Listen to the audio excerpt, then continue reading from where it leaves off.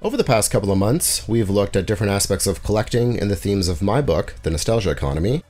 So far, we've seen the various parts of this economy in action, how items from the past travel through different people and places into collections. We've also covered obsession and the financial side, the effect monetizing nostalgia has on our minds and our wallets. Today on the Videocast, we are going to be continuing this by exploring the emotional cost of collecting. The various feelings, anxieties, and fears that come with investing so much energy and money into things that were only made to exist for a finite amount of time. We are going to be discussing ephemerality, nostalgia, FOMO, and loss, which is not the easiest subject to deal with. Nothing too heavy, but I do like to give a heads up. Now, these videos are being produced to promote the release of my book, The Nostalgia Economy. It is available now over on Patreon, as is a new episode of Immoral Media, looking at violence and entertainment, toys, comics, video games, horror movies, and more. $5 a month gets you access to those and dozens of other videos and helps keep videos here and on our other channel coming out. So if you have an interest in collecting or like what we do, want to see more, help make it happen, please consider supporting us. Patreon.com/PixandPortraits. Nothing lasts forever. In collecting, especially items from the past, we attempt to capture or recapture things from our lives, stuff that reminds us of ourselves, people we knew, people we were, memories. Items can be the physical embodiment of these things, and by collecting them, we have an artifact that can hold the phases we went through, feelings we had not only enjoying or experiencing them, but also adjacent experiences to them. You don't have to have this temporal relationship with something to be drawn to it and want to collect it, or even feel nostalgia for it. People can develop interest in things outside of their own timelines and create their own memories and associations with them throughout their lives that they can then develop nostalgic feelings towards.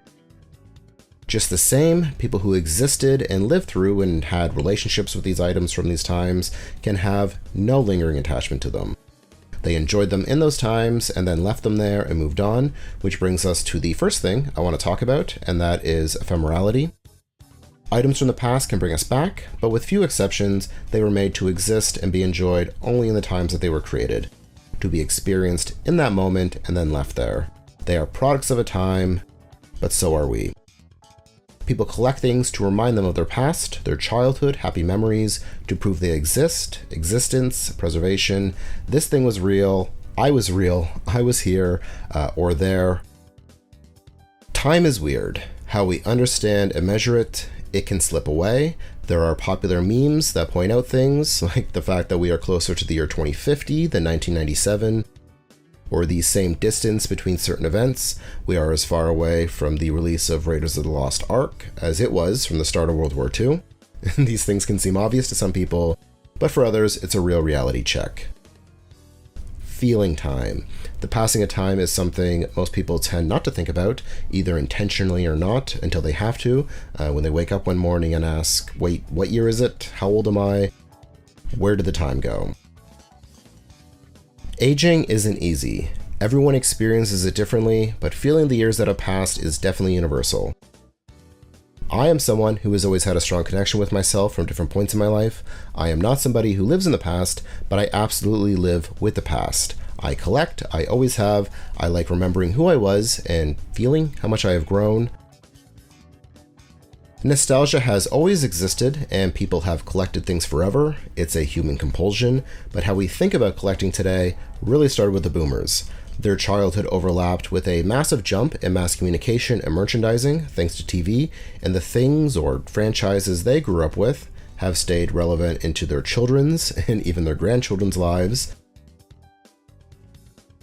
Focusing on merchandise, historically, unique items would be made on varying scales, but as manufacturing became more automated, it was easier to mass produce items and quicker. This carried over to Gen Xers, where I think the merchandise model was perfected. Cartoons, toy lines, tie-ins. The rise of home media, another thing we've talked about. Accessible and commercially released movies and music. Home media libraries outside of books. We can feel special attachments to media formats and their associated aesthetics. This is a huge part of what I do on our other channel. VHS, DVD, vinyl, video games. Certain content can only be available on a specific format, or it was only released or licensed in specific regions. This can increase demand and value, but with any kind of media or technology, you run the risk that it is going to stop working. Disk rot or data loss, mold, fragility. A great deal of worry goes into our collection's lifespan. You can spend thousands of dollars on something, and then it just stops working. Same with the materials used to make toys, clothes, comics. They weren't necessarily meant to last 5 years, let alone forever. They are delicate, and when they are gone, they're gone. Because of this, many things that existed no longer exist. There are only so many copies left in the world, and a lot of people want them. That's how collectible markets form. Obviously, things changed once creators and producers caught on that, hey, people react to scarcity and exclusivity. Let's manufacture it. Certain items are released in intentionally limited numbers. FOMO, the fear of missing out. We talked about this a bit in the obsession video, but so much stress and anxiety goes into worrying whether or not you're going to be able to get something before it's too late, whether it sells out or appreciates in value to some prohibitive amount of money, or while we are still into something. Collections are important and we are emotionally connected to them until we're not. When you look around the room and ask yourself why, what does this all mean? We grow out of things, lose interest, sometimes before collections are complete, if a collection can ever be complete. Again, something we talked about in the other video. Scarcity doesn't have to be intentional. You can pass on buying something and regret it later, but if you miss out, what are you actually missing out on? I'm not discounting actual interest in the item or minimizing it by saying that, but rather what emotional baggage have you put into this item? What does it mean to you? Missing out produces negative feelings and associations with something that usually brings joy. Being resentful of a collection is a thing. Mad about the cost, mad about the space it takes up. Moving a collection can be a real pain. Resenting how other people view your collection, and this is big with partners, especially if they don't understand collecting or the thing you collect, it's just stuff to them. Internalizing all of this, feeling ashamed or like a weirdo, but also kind of secretly proud. Online communities have been great for this. Posting and sharing your collection for appreciative, like-minded people you identify with and you share an understanding. They know how you feel. All collectors do. You could be different in every other way, but if you both collect anything, you can connect. You can see yourself in them. They all know what it feels like to stumble upon some amazing deal in the wild or the regret of selling. This is a huge thing. You collected something, had everything when you were a kid, then you sold it for nothing, or your parent threw it away or gave it away. Now you want it as an adult and it cost a fortune. More disappointment. Seeing other people's collections can also lead to jealousy, FOMO, even more negative feelings. Now, I know I've been focusing mostly on the negative because there is a lot of that with collecting. My book reflects that. Obsession, compulsion, depression, remembering better times past. It should go without saying, though, that not all collections have to be some huge emotional burden. What you collect doesn't even have to be expensive or be worth anything monetarily. It can just bring you joy. And if you find enjoyment in collecting things, that's what's important. It doesn't matter if it's going to stop working or fall apart. Nothing lasts forever, but in this moment, it's yours and you have it. I'd love to hear from you. What do you collect? How do you collect? Let me know in the comments.